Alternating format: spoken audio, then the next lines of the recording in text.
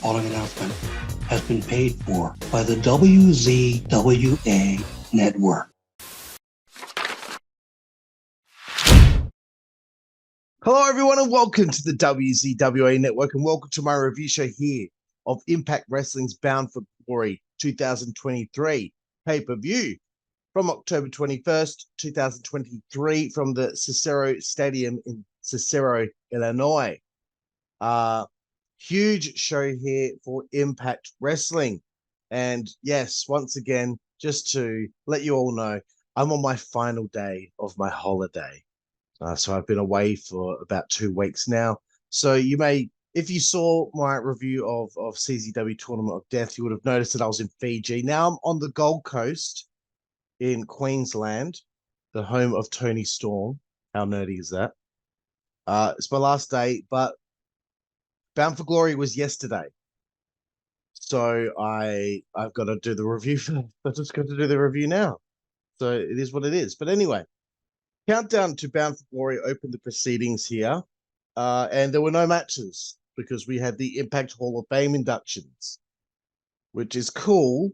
It's just a bit of a shame that it's not like a bit more of an intimate setting, right? Do you feel, I understand that this is the way that they have to do things. I don't like how WWE do their Hall of Fame now in front of the crowd, and they just chuck some of the superstars on the stage. I think it's so lazy, and it takes away from what makes it special. It's like their night in a building where they're the focus, not like an afterthought when there's a wrestling show to be had. But anyway, that's my complaints about WWE. The Impact, that this is the only way that they're able to do these things.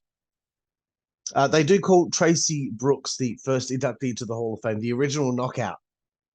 And I always feel bad when they say that because I feel like the original Trinity, not the current Trinity. I feel like she was the first original Knockout in TNA wrestling.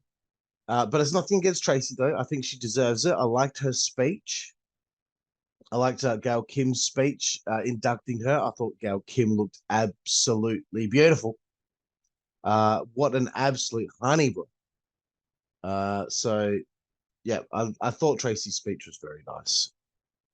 Anywho, let's move forward. No one really cares about my thoughts on the Hall of Fame inductions, but here we go. The second induction to the Hall of Fame for Impact Wrestling, Mike Tenay and Don West. I had forgot about this, and I thought this was going to be super upsetting because, Don passed away not long ago. He's definitely one of the most underrated color commentators in the history of this great sport. It just never really was the same without Mike Tenay and Don West, was it? I was really happy to see Mike Tenay come out there and accept the award. This is a guy that really deserves more accolades. He deserves more spotlight for his contributions to professional wrestling. And it's a shame that he's completely retired from the business and just disappeared. So it was really nice to see him come out here, and we can actually hear how he feels about his time in professional wrestling, because we never kind of got that as fans of Mike Tenay over the years. So great to hear all the shout outs that he gave. I noticed he did not mention Tony Schiavone's name. But I hoped he was going to hop on the broadcast with Tom and Matthew, but I understand that he's probably like, no, we'll let the young guys. It's their job now. They don't need Mike Tenay anymore. But I thought it was an all-time speech, bro. I really loved it. It was really great seeing Mike Tenay just get that moment in the sun after all that he put into professional wrestling. Me, I'm a big fan since the days of WCW. Drinks juice. Okay. Start off Bound for Glory 2023 here. Opening up with the Impact X Division Championship on the line. The champion, Chris Sabin, defending against KENTA. So the background of this is it's the first time they've ever gone one-on-one. KENTA hasn't apparently lost a match, has apparently not lost a match in 3 months, and Chris Sabin is on a 5-match winning streak. So that's just they're just trying to show that there's some sort of build up to this when they just booked a match for the fuck of it. So great stalemate to start off. This is what they were going to go with. It's X Division title matches are always kind of open these types of shows. I'm just glad it wasn't a multi-man match, but look, I'll complain about this a little bit more later. I've never really understood the hype about KENTA. I don't think he's bad. I just have never seen him do anything that's made me go, wow, this guy's really great. This was his big chance on this big platform here for me. But he's just never done anything that's made me go like, oh, now I get it. I get why KENTA's like got this name. I haven't seen it. And I'm not saying he hasn't got it. Maybe I just haven't seen the right matches. But for me, there's 30 other guys that do the same kind of stuff that he does. I don't know what it is about him. If anyone out there wants to enlighten me, please, the floor is yours in the comments. Let me know what is so good about it. Maybe just everywhere I've seen him wrestle, they haven't put him in a position that makes me see the best of him. So it was good to see Impact in a bigger arena for Bound for Glory. I liked it. KENTA got a bit of heat. Sabin fought back, as is tradition. It must be difficult after all these years, though, for these X Division guys to come up with ways to keep these crazy matches exciting and innovative when almost everything humanly possible has been done. I don't have money notes in this. I'm sorry. Sabin hit the clothesline from Hell, Michigan, followed by the cradle shot, and he won pretty decisively.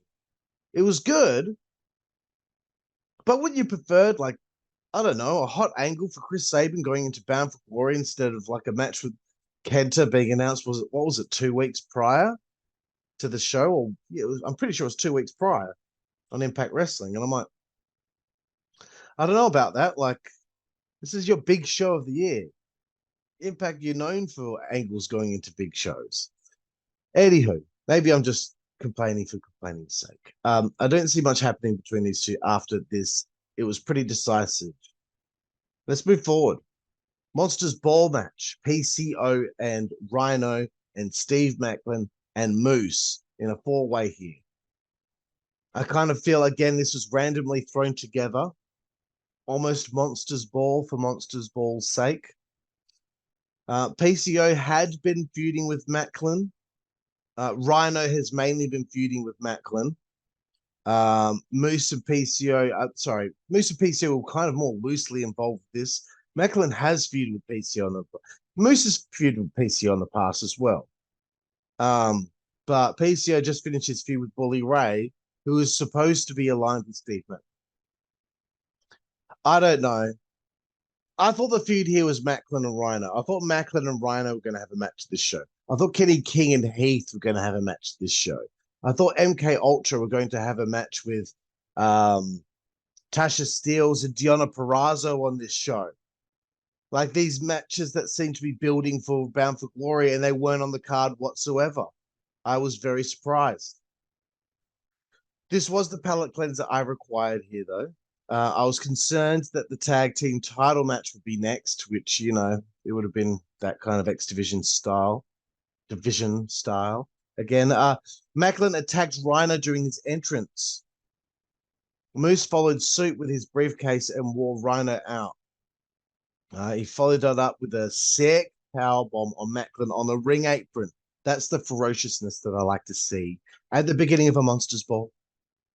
PCO made his entrance, and I still don't get why he would want to leave Impact Wrestling. Why? Apparently he's leaving soon. I don't get why he would leave. Look at the way that they present him. They put him up on a pedestal, for fuck's sake. Anywho, they kept the hectic pace of this craziness going for quite some time. I thought, again, Steve Maclin should win this. I don't know what Steve Maclin has done wrong. When he was Impact World Champion, and for whatever reason they pivoted a couple months later, Maclin drops the belt to Alex Shelley, and he doesn't win one of these briefcases, and now he doesn't win this match here. I'm surprised. I don't know what he's done wrong. I don't know what the angle is here. I know he's going to be feuding with Bully Ray after this. I will get to that shit. Anyway, so I love the part where PCO hit a choke slam on Maclin, and then he just immediately suicide dove onto Rhino, and the people were certainly behind him in that. Moose got the thumbtacks in the bag of PCO, and then he poured them onto cinder blocks. Then PCO copped the powerbomb onto the cinder blocks. Unfortunately, he did not hit all of the tacks, but he did have some stuck in the back of his skull. Rhino brought tables into the match, and it happened to be a barbed wire table. Then Maclin got the advantage on Rhino and looked to be jumping off the top rope onto him. Bully Ray ran out as Maclin was setting up to take out Rhino. And he just pushed Maclin off the top rope as Maclin fell backwards and kind of hit the fucking barbed wire table. It was such a shame, dude. He went backwards and he kind of hit it. The table broke, but it was like, oh fuck! Like, how sweet would have it been if he just boom went straight through the middle of it and just like the table folded over him? Oh, that would have been great.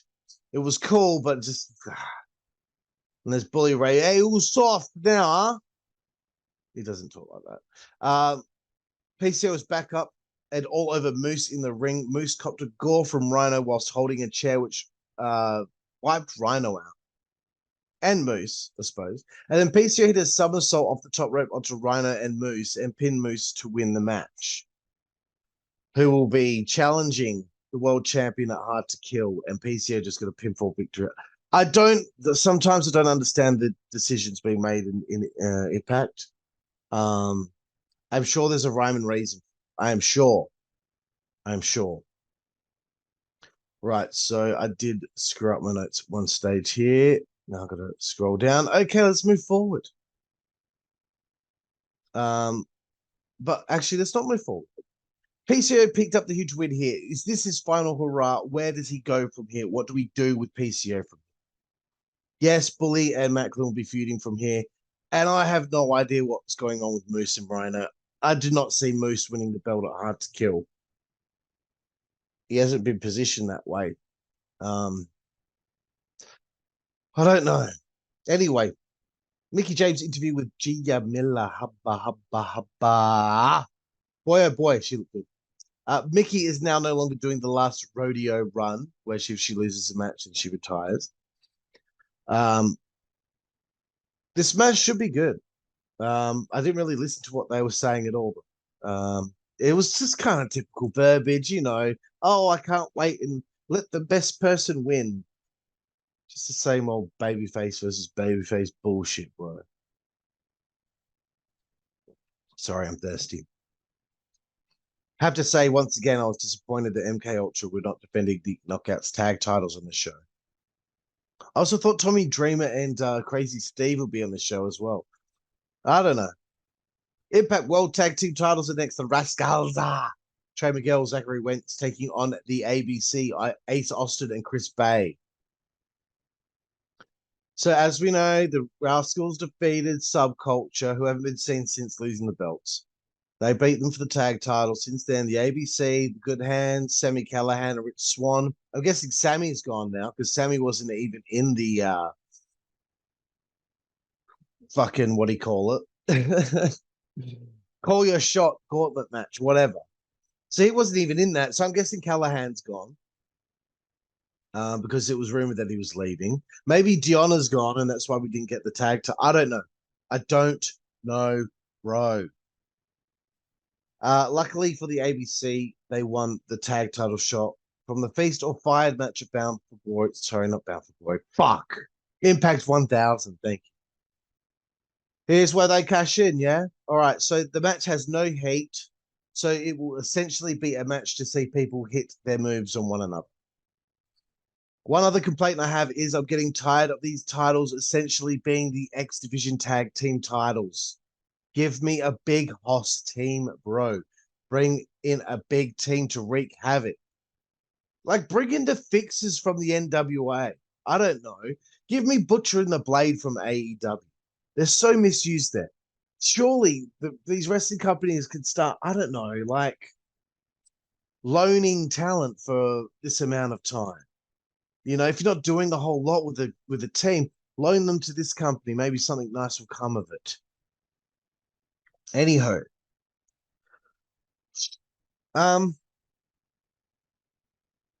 so here's look, there's a lot of complaints here. One of the Rascalz, I think it was Trey, goes to the outside. He got knocked to the outside, and Zachary Wentz just jumped off the ring apron and went over to his tag partner to check on him. And it's telegraphed. They're telegraphing the whole thing. Ace Austin does this dive to the outside onto both of them, telegraphed as shit. You saw it coming a million miles away. I hate that. I'm not discounting the level of effort these teams put into this match. I just feel like this is the kind of match I've seen a million times now. And the fans still get into it, and don't get me wrong, I'm glad that you do, because it'll be a shame if all this effort from these guys went to nothing. But when you have no heat, no angle, this is what you need to go with to get your match over, doing all this kind of shit. You know, at what point do we worry about tags? I did like Trey Miguel literally screaming the referee's face over a call of his. But again, there was just too much of both teams being in the ring and tags being unnecessary. The crowd chanted, "This is awesome," because that's how they're programmed. The ABC managed to foil the Rascalz using their spray paint.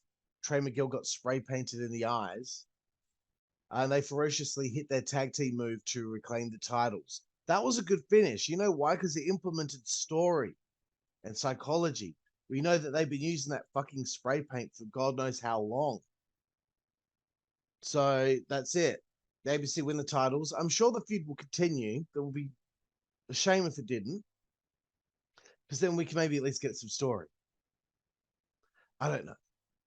Anywho, I don't mean to complain too much about it. They put in a good effort, but it's sometimes it's like high flying style of wrestling in 2023. It's just too much for me. Coming up next, some may say a dream match. Mike Bailey, Speedball, taking on Will Ospreay. So it's another first time ever match. This is Will's first time in Impact Wrestling. Let's be honest, he's made a name for himself. So this is a big match for Impact, and likely Mike Bailey's biggest match of his career.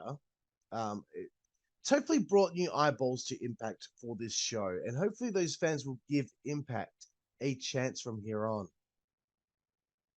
I just think a Knockouts tag title match would have been a great palate cleanser between the match prior and this match here. Because we're getting the same. I had to laugh though, because the fans are chanting "Holy shit" before anything has happened. I hate that. And they'll start chanting "This is awesome" before anything had happened. I'm like, you people. Okay, let's just get through this 1,000,001 notes I've got here. Mike hit his awesome inside out line salt on Will early on. Mike Bailey needs to get back to this. He was real hot in Impact a year or less ago, but I suppose his booking has changed things up for him. One thing about Ospreay I'll say is his execution of a simple backbreaker, a crossbody to the outside. His execution is with everything he's got. But the spots that I dislike are always there. Bailey gets nailed. Bailey, he falls to the outside, rolls to the outside. And whilst he's just got to the outside, Will Ospreay is there ready to go. He's running on the spot almost. And he goes off the ropes to do a dive, off the ropes. And here he comes. Mike Bailey did move out the way for this one. But still, I'm just like, does it have to be so telegraphed all the time? I've used that word a few times here. Does it have to be so telegraphed? Like, you don't even know where he is. You've already got your back turned and you're ready to do your dive. You're ready to run off the ropes and do your dive. It's what annoys me about Hangman Page when he does the moonsault to the outside. I can't. Who's against? Who was he against? The last. Who am I talking to? No one's going to reply. Swerve Strickland. Right, Swerve was on the outside, and Hangman just climbed to the top rope and just moonsaulted. Just did him. It's like you didn't even look behind you to see if he was there, you dickhead. It's stuff like that. It's too telegraphed. You have to add in the little things, at least looking to check to see if the guy's there in position. Anywho. So if Will put Mike over here, we'll do so much for Mike Bailey, but I have a feeling Will is set to win this. And you know what? That's fine. The kicks made this feel different. I like the way that they ducked and weaved out of the way of their kicks. Will hit the Oz Cutter on the ring apron. And again, I want to say to Will Ospreay, right? Oh, that's better lighting. I want to say this to Will Ospreay. If you want your career to keep going for 10 more years, bro, maybe cut out the ring apron bumps. Just saying. You know, I saw you put out a video not long ago, like a few months ago, where you were saying, like, you might have to retire soon because you're so beat up. Well, bro, first things first, no more bumps on the ring apron. Hell easy, dude. Sorry, I did look a bit tired today, don't I? I was up watching this until like 1:30 in the morning. That's why. Anyhow, he's not wrestling another 10 years. I'm telling you right now, he will not be around in 10 years. And if he is, he'll be moving around like Ric Flair in his last match. Second Oscar of the ring, Mike Bailey kicked out at 2. Okay, let me just read all this out, and then we can go on about it after. Okay, kicks out at 2. Bailey ducks out from the attempted hidden blade, you know, the running elbow, which is a cool move. And excuse me, they trade off kicking each other in the head and no selling. And I thought that this started to hurt the match for my taste. Will eventually hit the hidden blade, and there was a double down and an annoying fight forever chant. Bailey reversed another Oz cutter with knees to Will's spine. Ultimo weapon, though, after that from Bailey. And of course, Will Ospreay kicked out. So it got insane here toward the end of this match. Bailey hit some insane move called the Meteor Rain, which is like a fisherman buster off the top rope, but like Bailey goes backwards as well when he takes the bump onto his opponent. I don't know what it is. It's insane. Anyway, Will kicked out again because he gets to kick out of everything. Flamingo driver from Bailey is reversed into a Styles Clash from Ospreay. Then Will hits a Storm Driver 93. I don't know what the fuck that is, okay? It's essentially Tiger Driver, and you pretty much dump them on their fucking head. All right? Bailey kicked out, of course. And it's just, this point, it's too much. Like, I've seen Mike Bailey lose after way less in the past. And I don't want to hear, oh, well, because he rose to the occasion. Fuck you, okay? This is great, but it's too much. It's like you're out of the realm of realism here. You can't kick each other in the fucking head that many times and not bump. Will hits the hidden blade, then a Stormbreaker, and he finally got the win when it was obvious. This is, again, the thing that I like to complain about with some of these guys that wrestle in Japan or like the Elite and all that. Swerve does it too. They hit the thing. That should be the finish. They hit the thing. They have the people right there. But then they have to pick them up, do something else, and then pin them when it's just like, well, now you've made it obvious that no one's kicking out here. They always do it. They always add in too many things to get that final pinfall. The match was fantastic. Don't get me wrong, but they don't need to go that far to make it special. Because at this point, everyone has to be killed in order to lose. Props to them both. But, you know, I know everyone's been just jerking their gherkin over Ospreay and Omega and their matches that they've had. And I've said it before, and I'm going to say it again. Look, I like Will Ospreay. I think he's actually got a great personality, and I think he's very talented, very athletic and all that. I haven't even really got a problem with Kenny Omega either. I don't think he's a bad guy. I think maybe sometimes he needs to shut up. But the one thing I want to say about those matches and what those two guys are doing is what gives you the right to be those guys that are allowed to be kicking out of everything? Like, what makes you so special that you're the ones that are allowed to kick out of everything? That's just, to me, it's just excessive. It's excessive. It was impressive when Kane kicked out of 2 tombstones from The Undertaker because the move was protected. You guys just kill each other and you still kick out. It's just too much, man. Anyway, I hope he does the right thing here and puts over Josh Alexander before ultimately, likely, leaving Impact Wrestling. Anyway, coming up next, the Call Your Shot Gauntlet match. Oh, God, the notes are going to be long for this one. This was anybody's. I was still not... Okay, I'm just going to say it, and I don't give shit if anyone's annoyed by it, but I'm not sold on the intergender thing because one time I saw one of these matches and Moose was in there and there was like a smaller female wrestler, like, I don't know, like a Madison Rain or something. And I'm like, surely he just grabs her and just throws her out, like, with ease.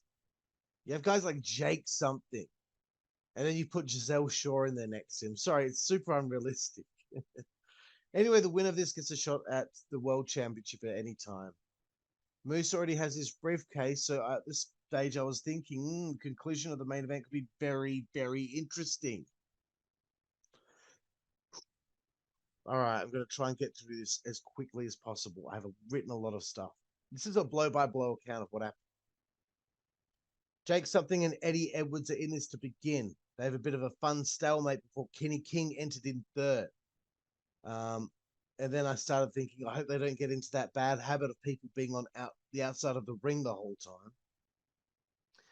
Kenny and Eddie reunite for an Honor No More reunion, which was very nice. Nice touch. But then we got a very nice pop, our first pop of this gauntlet. Juventud Guerrera, the Juice, baby. He was in next. Huge pop. He got a nice shine. Before that rhymes. He got a nice shine before Kenny hit him with the spine on the pine. Sassafras, Kenny King there, hitting a Hoovy with a spine on a pine. Johnny Swinger entered next for another pop, and the showdown with he and Kenny King was what everybody wanted to see. Hoovy eliminated Kenny King, which was awesome and unexpected. Johnny then hugged Hoovy, who seemed to not know who he was. And of course, the commentators are going on about how they both wrestled in ECW, but also they both wrestled in WCW. Nerd. Actually, they also wrestled in TNA together, but we'll forget that. Crazy Steve then attacked Johnny with his briefcase and wore him out. This was probably one of my favorite parts. You know, Giselle Shaw's theme song is kind of like very similar to Crazy in Love by Beyonce. So she walks out with all that sass and the strut, the Giselle strut. I had to laugh because as she got an entrance with all that sass walking out, it just gets ruined with all these security guards running out. And the look on Giselle's face was like, are you kidding me? Like, this is my moment on Bound for Glory. I love that part. Giselle eliminated Swinger, which I thought was fantastic. Okay, so I was complaining about, like, you know, the intergender thing and the small ladies and the big dudes, but that one made sense. You know, the way Giselle like kind of struggled to get Swinger over as well. Steve had the fork and was stalking Swinger, and out came Tommy Dreamer to to attack Crazy Steve. I tried to say attack and crazy at the same time. A crack. I really thought those two should be battling on this show. Doesn't matter, but still. Jody Threat was in next, who went after Giselle. Jai Vidal and Samantha Evans were on the outside. Giselle got knocked off the ring apron. They both caught her. You know, Jai Vidal's obviously Giselle Shaw's stylist. He gets out a little brush and starts adding or doing up Giselle's makeup. And I'm like, are you kidding me with that spot? That pops me. This wrestling's so stupid, eh? Usually I complain about something like that, but for whatever reason, that tickled me. Carly King was in next, who again went after Jody Threat. It's good to see that the knockouts and the men were kind of pairing off. So like the men were fighting the men, the women were fighting the men. That kept it realistic. Eddie eliminated Hoovy, and then here's something that really blurred the lines of my comments so far. Sonny Kiss was in next from AEW. Well, yeah, Sonny just left AEW a few months ago. Maybe Sonny will be able to get to show what they're actually able to do in Impact Wrestling. Because I don't remember the last time I saw Sonny Kiss do anything in AEW. Okay, so I've just lost my spot. Right. So Sonny eliminated Giselle Shaw over the top rope. So that would be an interesting feud to see take place. Feud. Did I say feud? Fuck, why do I keep tripping over my words? That would be an interesting feud to see take place. Bully Ray was in next and looked like he woke up on the wrong side of the bed. Very, very grumpy looking. Okay, this is a pretty funny spot. Sonny put up their fists and then did a little dance for Bully. And then Bully did his old school ECW dance. Then Sonny jumped into Bully's arms after another little dance. And Bully dropped Sonny and just said, "That's weird," and walked off. I thought that was fun. Bully then straight up. The next person's like numbers were counting down 10, 9, 8, 7, 6. Bully picked up Kylan King, and just as it cut away, Bully just punched her square in the face. And I'm like, this is why I don't like watching the men, because that's just I don't like seeing men punch women in the head. I don't like seeing men kick women in the head. I saw something Jordan Grace said ages ago. Not ages ago, kind of recently. Someone had been saying like, they don't agree with intergender wrestling because, when a man hitting a woman is like that domestic abuse, is a thing and all that stuff. And just Jordan Grace, of course, came back saying, you do realize, domestic abuse doesn't just happen in heterosexual couples, right? And I'm like, it's not the fucking point. That's not the point. The point is seeing someone larger hit someone smaller and weaker that can't defend themselves properly. I don't care if it's in the realm of fucking pro wrestling. I don't care. I don't want to see it. I saw Jordan Grace versus Matt Cardona a couple of years ago, and he did the bro kick or whatever it is, and he just kicks it square in the face, and I'm like, I don't like seeing it, dude. I don't like seeing it. I don't want to hear these excuses. Oh, well, this reason or that reason, to bring up domestic abuse and all that stuff is ridiculous. It's ridiculous. It's not about that. It's about someone bigger beating on someone smaller and weaker that can't defend themselves because their body is not physically able to match up against them. No, I'm not talking about Rey Mysterio against the Big Show here, okay?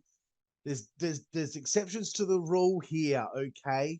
Because Rey Mysterio has different ways of combating somebody bigger with his quickness and his evasiveness and all of those different things. That's a completely different thing, okay? Completely different. He's special. But I'm sorry, and people say, oh, but, it's okay for the Road Warriors to beat up all these little dudes. Like, it's an enhancement match, bro.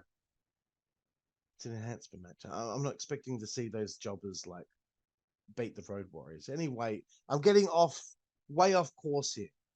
Okay? I just don't like it. That's it. That's all there is to it. Anywho, we get the what's up headbutt from. Sorry, I've skipped something here. Matt Cardona was out next, and immediately got the what's up headbutt from Sonny Kiss and Bully. Although Sonny, work on your flying headbutt. If you're going to, I don't know if Sonny needs more training or something, but do a headbutt, do a diving headbutt. Like, you didn't need to land on your knees on the headbutt. Like, I was very surprised at the bump. Like, how can you do it that way? Anywho, Sonny was told to get the tables, but then Kylan King nailed Sonny. It was actually fun. And here comes Jordan Grace. At first, I thought it was Scott Steiner. Maybe get rid of the siren.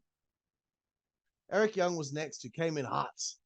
Eric eliminated Eddie Edwards. Joe Hendry came out next. Joe did the usual stick with his strength and all that. The entrances were piling in. It felt like that the entrances now were coming quicker than usual. As soon as someone came in, they did something, and it's like 10, 9, 8, and like, fuck. Brian Myers was next. Myers eliminated Joe Hendry. The major players embraced, and they eliminated Sonny Kiss. Heath was in next. Myers eliminates Heath after Heath hits about fucking 10 wake-up calls on people. Kaz was in next. They were flying enough, and when Kaz came out, I'm like, you know what? They got a terrific roster. Rich Swann was in next, and the crowd clapped to his theme song as Rich Swann gets to the ring and starts clapping his legs on every single strike he does. Just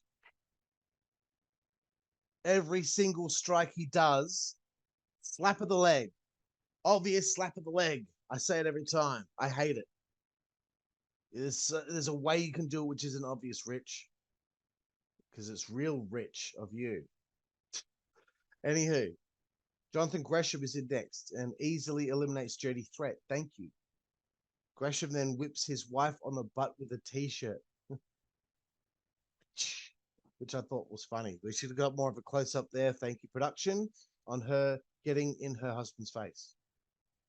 Dirty Dango was in next with Oleg Prudius, the former Vladimir Kozlov, and Bravo, whatever his name is. And then Dango got eliminated straight away by Jake something. And that was like the first time I'd seen Jake do anything in like 10 minutes. I don't know where he was, if he was just laying on the outside. Oleg then lost his proverbial shiznit and started laying people out in the ring. And he had to be calmed down by Dango. Kaz got eliminated, and there were no more entrants remaining at that point. Gresham and Jordan Grace started working together, which is an interesting thing to see. Rich Swann got eliminated and copped it sweet on the barricade, which I thought was funny, and I laughed. Eric Young got eliminated, and the major players were eliminating people left, right, and center. Jake something viciously eliminated Jonathan Gresham. Like, that was a pretty rough bump. And Jake then had the advantage on the major players. He almost had Cardona thrown out. Brian Myers low blows him, and the major players eliminate Jake something. And then as soon as that happened, Cardona eliminated Brian Myers immediately. And I'm like, this heel psychology of eliminating your partner. Not right at the end, though. Like, way too early. I get it. Cardona's an idiot. And it was funny seeing the look on Myers' face. I was like, okay, well, I'm guessing Cardona's winning this, right? Because it's down to Kylan King, Matt Cardona, Jordan Grace, and Bully Ray. But then Kylan King and Cardona got eliminated. So I'm like, if Jordan wins this, I'd be very disappointed, especially with that main event and what I was hoping for after this main event. And maybe I just don't get it. Okay. Jordan and Bully go back and forth.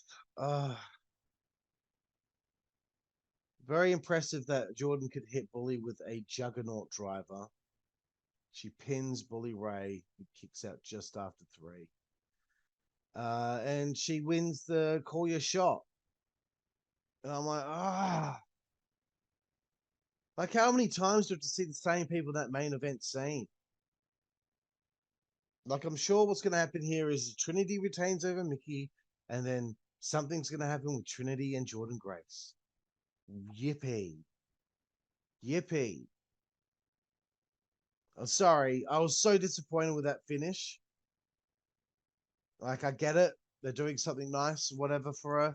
You know, giving her a bit more spotlight, but I was really hopeful. This is what I wanted, okay? I was really hopeful that whoever won the main event won the main event. Then the Call Your Shot guy would cash in and win the title. And then the guy who had the Feast of Fire, which is Moose, he then cashes in and wins the title as well. Something like that. I don't know. It would have just been interesting to see two briefcases get cashed in at the same time, essentially, or one after another. That would be unprecedented. You'd have someone who was world champion for 18 seconds or something after winning it. Anyway, two more matches to go. This has gone on for ages. Impact Knockouts World Title match: Trinity defense against Mickie James. Let's check out the boring background for this match. Mickie James returned recently after Trinity had already won the championship, and Mickie respectfully challenged Trinity for the belt, as Mickie never lost the Impact Knockouts World Title when she got injured. This is a babyface versus babyface match. Let's see if they pull it off without any heat. Some nice chaining to begin with. The usual feeling out process. Trinity went for Starstruck early, but Mickie escaped. Trinity is great, but sometimes her overcomplicated offense does make things a little clunky. Mickie cocked Trinity's bottom in her face. You know, the thing where Trinity's going to do a float over and she grabs her opponent by the back of her legs and then she stuffs their face into her butt. That was funny because Trinity did a little dance afterward, like poking fun at Mickie, and Mickie just like did the oh god, and I'm like, okay, that's the Mickie of old there. I like that. Got a huge rise from the crowd. Trinity's ring gear appeared to be bothering her. She kept on adjusting her pads.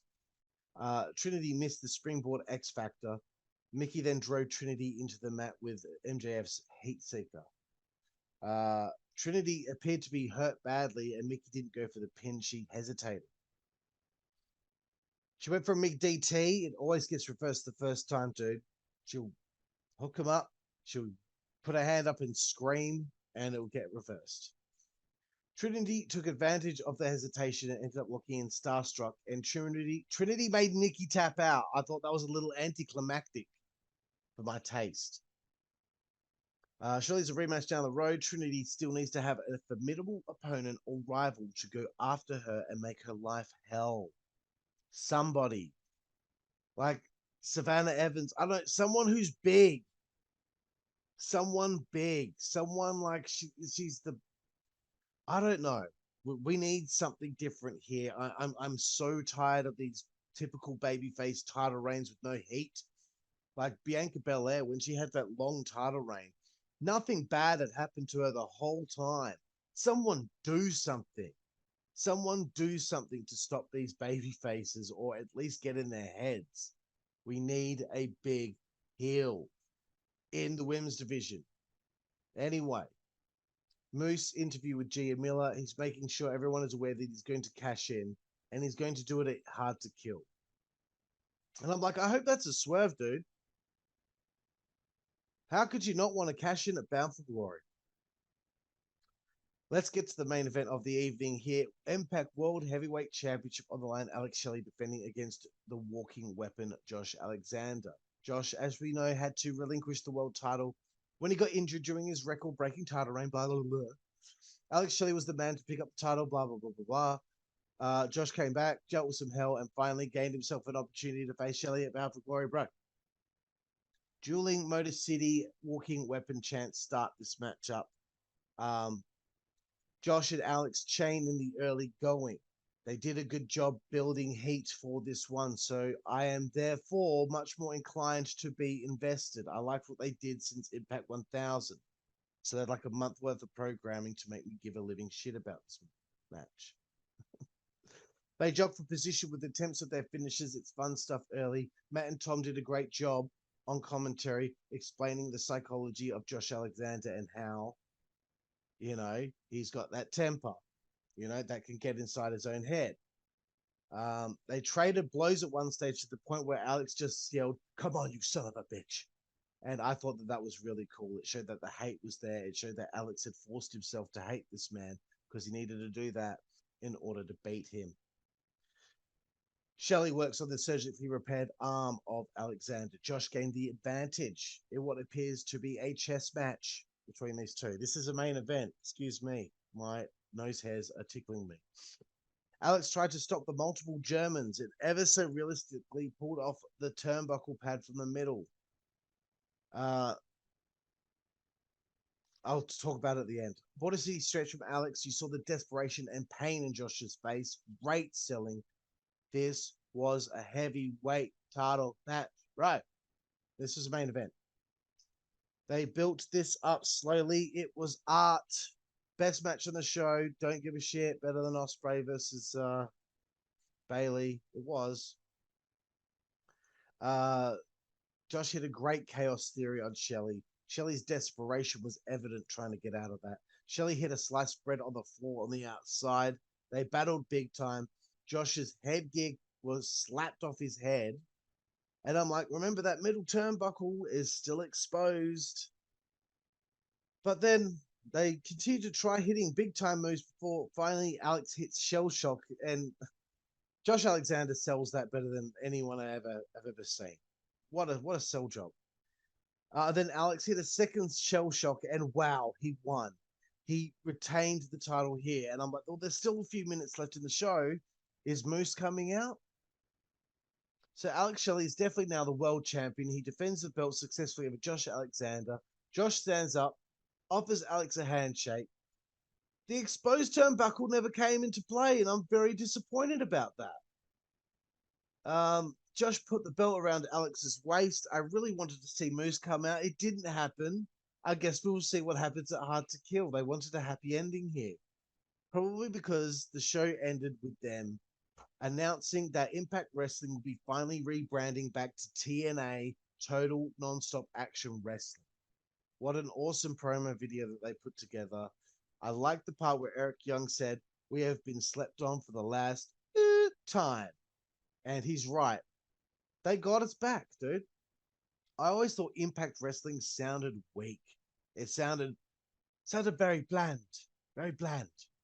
I just don't think it pops. TNA Wrestling. That pops, bro. I hope they push the envelope.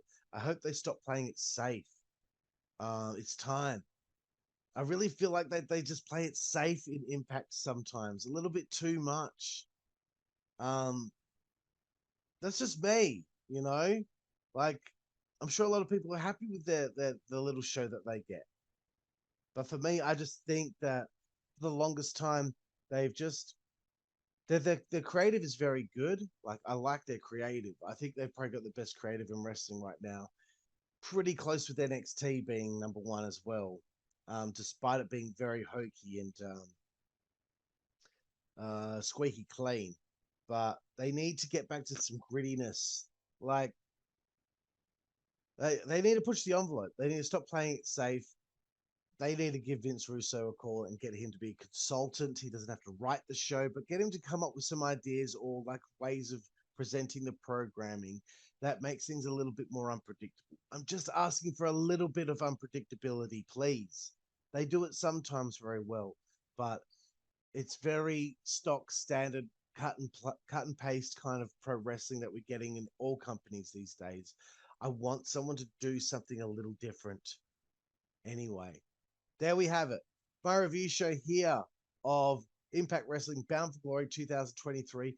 I'm going to give this a 7.5 out of 10. I know it sounds low, but middle of the road is 7. I enjoyed it slightly more than that, but I wouldn't give it an 8, unfortunately. I feel like a lot of the matches on the show were missing that heat that would make me care. The Monsters Ball match was great, but the build up to that was just not there for me, brother. The X Division title match could have done without it, really. I wanted an angle. I wanted heat. Tag title match, exact same thing. I wanted heat. There was no MK Ultra on this show. The match that would have had some heat because Tommy Dreamer was stabbed in the spine by Crazy Steve with a fork. I would have thought that match would have made it onto this show because it had heat. I guess they're going to get it at Hard to Kill. The heat with Maclin and Rhino seemed to get lost in the shuffle in that Monsters Ball match, and now it's more about Maclin and Bully Ray. did not like Jordan Grace winning the Call Your Shot thing. It has nothing to do with her being female. I just don't think it made any sense to the situation that you had in front of you right here, right now, where you could have had two guys who could have had title shots at the World Championship with briefcases, or one with a trophy and one with a briefcase who could cash it in at any time.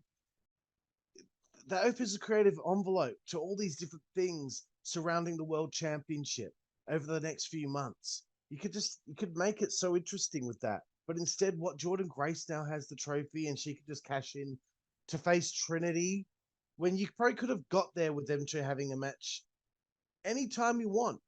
Because anyone in the women's, like, how quickly did Trinity manage to get herself that first shot at the Impact Knockouts title? Took her like 3 months and she was the champion. Like, so I'm sure it wouldn't have taken Jordan much longer to get contendership or something like that. That's just me. I didn't like some of the booking on this show, but E for effort, okay? Matches were very good, and I'm excited for Hard to Kill. I'm excited for TNA Wrestling to be back. I think that's the branding that they need, because it already makes it feel like it's a bigger deal. Anyway, there we have it. Karlifornia, WZWA Network. Please check out the WZWA Slam Society, $3 a month. Back this week, I'm going to be back on there doing all my reviews throughout the week of all the other shows that we do. NXT, MLW with Jooseyboy, NWA Power, Impact Wrestling. I cover all that. WWE Main Event, NXT Level Up. I cover all that shit on our Slam Society Patreon. And you can check us out on ProWrestlingTees.com as well. Blah, blah, blah. Thank you for joining me here for the Bound for Glory 2023 review. Karlifornia, WZWA Network. See you down the road. Thank you. Network, that's the way we play. Good God Almighty. Network, that's the way we play. Get puppies. Network, that's the way we play. Get. The following announcement has been paid for by the WZWA Network.